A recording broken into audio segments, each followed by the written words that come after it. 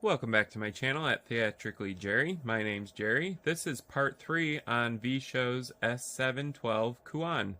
Part 3, I'm just going to go over my final thoughts on this light fixture and whether or not it's worth the asking price. So you can get this particular light fixture from VSHOW for around $800.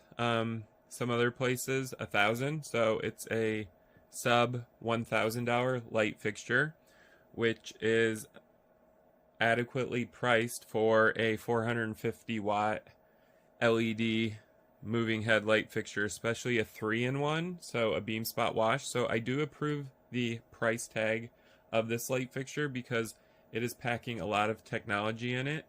I love the CMY motors. They're very quiet. I love the electronic magnetic coating, so it's a much more precise movement on the light fixture. I do love that it is a CMY as well as a color wheel, so you do have two different options for your color mixing. I love that they have included the ability to select your RAW or Cree. I prefer the 90. I'm not sure why they went with 70 on the lower end, so I do not like that the default Cree is 70 on this. The color render index is 70. That seems a little low to me. 75 would have been acceptable. 80 would have been right where it should be. But they make up for it with the 90 Cree filter that you can activate on one of the channels. I also like that they have included two different prisms. The prisms look great. They flow smoothly. I like the look of the effect that they give. I love the fixture's layout is great. The body as well as the chassis is beautiful for a light fixture. I love VSHOW's custom in-house programming of their light fixtures as well as component selection. The quality control on these is great for a light fixture. And I also love their packaging. If you haven't already, you can check out my unboxing video on this light fixture. They package it very well. This front optics is very clean. I love when the glass arrives and it's clean and it's not dirty from fingerprints. This is a rather large optic, so it looks gorgeous on this light fixture. And the transmittance of light through it is excellent.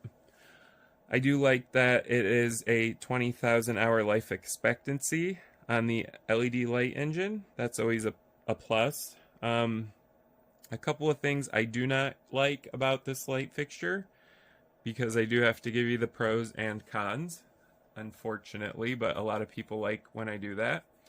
Cons, I do not like the buttons here. So these buttons are iffy. Sometimes they work well and sometimes they don't, and they're kind of hard to navigate through the menu system here.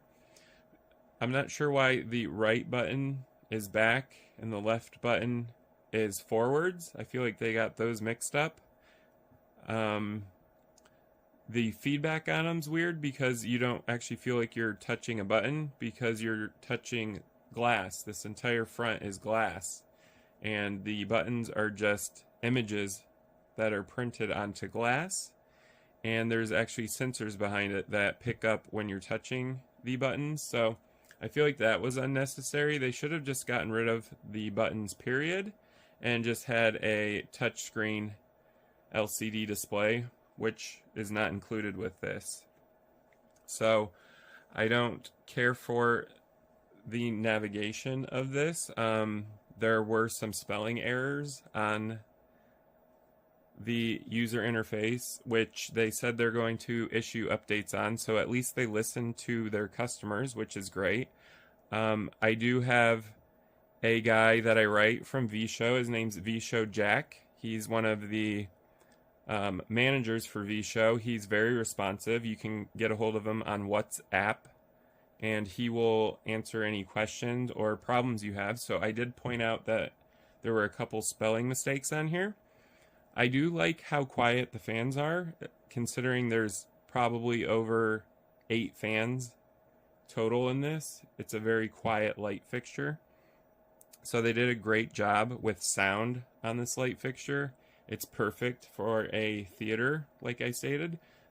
These light fixtures are actually going up in one of the theaters I'm working at. They're going to go into use very soon. I like to use them as effects lights on stage, but they're so versatile because they're a 3-in-1.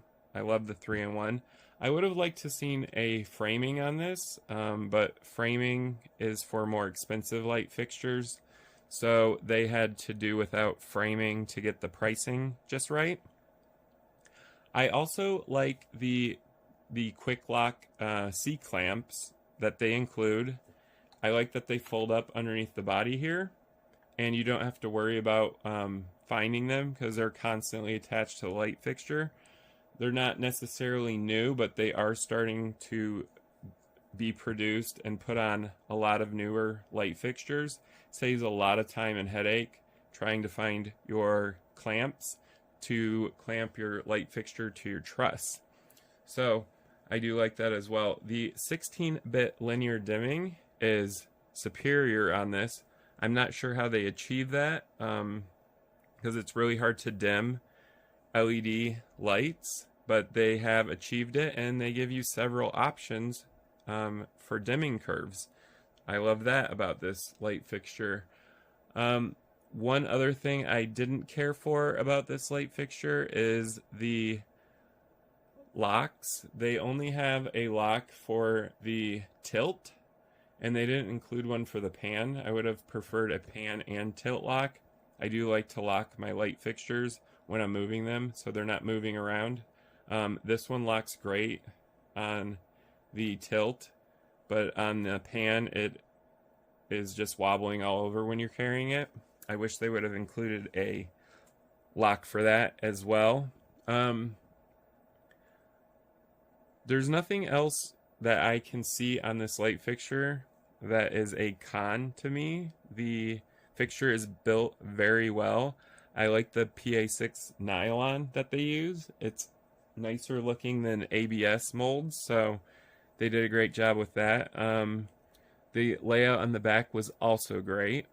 And like I had said earlier in part 1, and if you haven't watched part 1, go ahead and check that out. I love the aesthetics of the chassis and all the little design features that they have custom done for this light fixture. This fixture's very nice looking. Now, with that being said, that is going to conclude part 3 of the S712 Kuan by VSHOW. I will be producing a sound video separately so you can hear the sound of the fans as well as the motors, and you can judge if it's too loud for you or not. I'll be doing a very quick review on sound for that. I also have a separate video that is going to show you all of the gobos. Some of the glass gobos are really beautiful on this fixture, and I'm also going to show you the colors it's capable of producing. That will be on a separate video that I will release later on. I do appreciate you guys for watching this video. If you liked it, go ahead and give it a thumbs up. If you have any comments on this light fixture, you can comment down below. I do read all comments and respond to them. If you haven't already, go ahead and subscribe to my channel at Theatrically Jerry. I review a lot of light fixtures such as this one and several others. I also review DJ equipment and atmospherics, effects. Anything that interests me and that interests you, I will be reviewing. So go ahead and subscribe to my channel. Thank you guys for watching.